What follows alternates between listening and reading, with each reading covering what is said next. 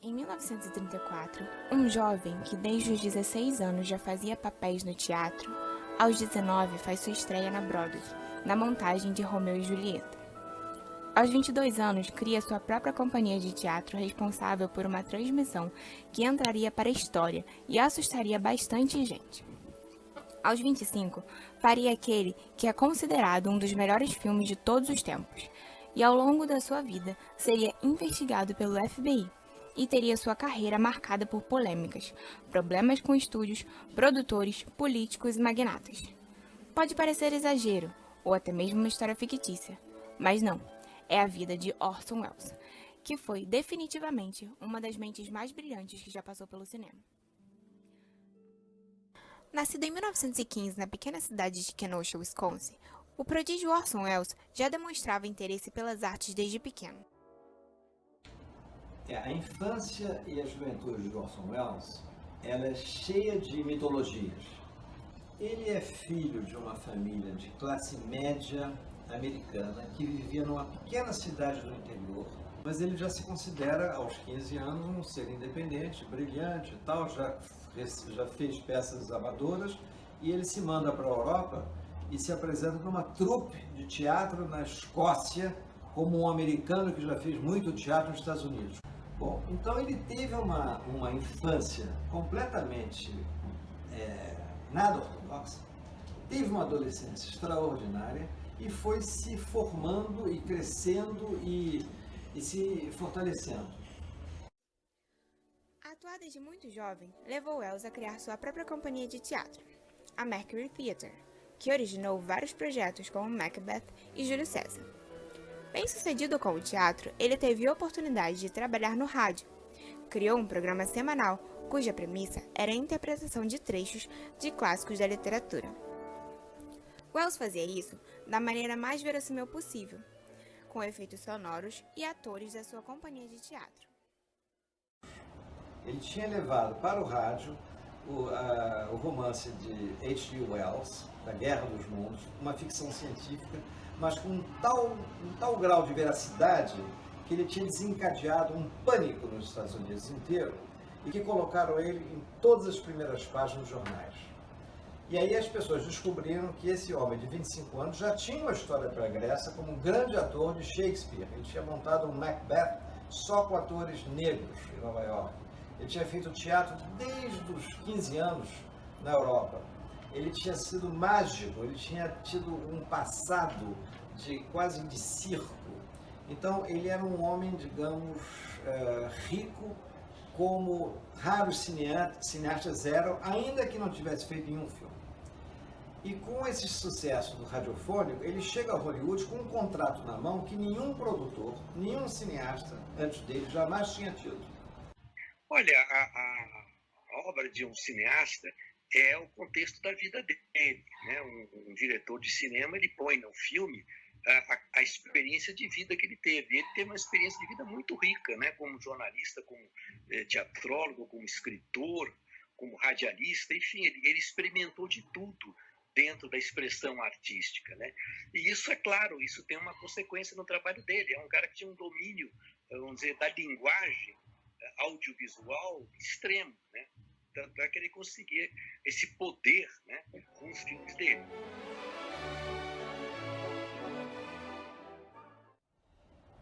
Cidadão Kane, quando foi lançado em 1941, representou uma revolução no cinema daquela fase, porque já estávamos nos anos 40, o cinema já tinha adquirido som em 1928, muito antes disso já tinha adquirido as técnicas elementares de montagem, desde Griffith, em 1910, 12 e 15. Ainda já estava militando na cor, ensaiando a cor, e iria crescer ainda mais dali em diante. Mas Cidadão Kane é uma espécie de uma encruzilhada, porque Orson Welles herda do passado o que havia de melhor em termos de técnica, de desenvolvimento narrativo, de trabalho de atores, de fusão de experiências com teatro, ópera e rádio. Ele pega tudo isso e traz, na história que ele selecionou para desenvolver, que era a história de um grande magnata de imprensa da época, ele traz uma espécie de um grande painel no qual, primeiro, ele vai desenvolver a narrativa de uma maneira inovadora, porque a história é contada a partir de 4 depoimentos, cada qual vai desenhando e pintando o personagem sob um ângulo diferente.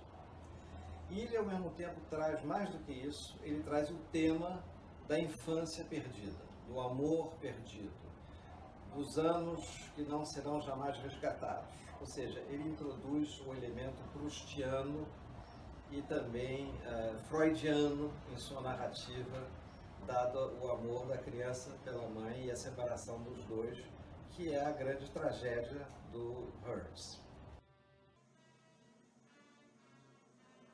Nós sabemos que Cidadão Kane é baseado numa história verídica, o que criou problemas para o próprio filme, na medida em que o magnata Hearst fez tudo para matar o filme no ovo. Ele procurou impedir sua divulgação, procurou impedir que ele tivesse o sucesso que inevitavelmente teria tido, e como ele era um homem muito poderoso, com muitos jornais e rádios na mão, isso ainda era antes da televisão, ele conseguiu esse trabalho de sabotar o filme. E o filme nunca pôde ter o desenvolvimento esplendoroso que teria tido em condições normais, embora desde o início tenha sido considerado pelos críticos, pelos intelectuais, pelos grandes artistas da época, como uma joia absoluta. O que sucede depois é que Orson Welles, por um lado consagrado e por outro amaldiçoado por essa saga que ele passaria a viver de ter sido sua obra-prima, digamos, sabotada, ele nunca mais conseguirá apoio financeiro e prestígio para realizar o filme com a liberdade que ele tinha tido ao fazer Cidadão Kane.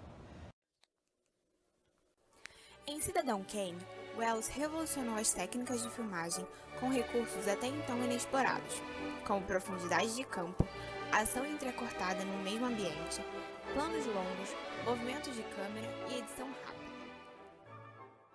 Ele é todo único, né? O Orson Welles é único em tudo que ele faz, né? E obviamente também no cinema. Você nota, você vê os primeiros 3 minutos de um filme, você já diz é Orson Welles, ou de qualquer trecho do filme, é extremamente marcada a obra dele. Né? É uma obra desafiadora, eu diria, em tudo. Tudo que ele faz, ele desafia alguma coisa, né? Ele desafia o espectador a entrar no universo dele. Com a sabotagem de Hearst, problemas com estúdios e produtores surgiram, e Welles nunca mais conseguiu a liberdade criativa que teve em Cidadão Kane.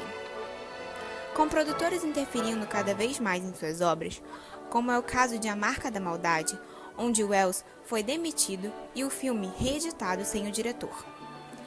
Ainda que nunca tenha conseguido repetir um feito como Cidadão Kane, deixou obras muito relevantes como legado, entre elas Soberba, A Dama de Xangai, O Processo, O Estranho e Macbeth. Produções que contaram com uma versatilidade rara, onde acumulava funções como diretor, roteirista, ator e produtor. Orson Welles é uma pessoa que você não sai igual depois de ver um filme do Orson Welles, entende? Ele te marca sempre, para sempre.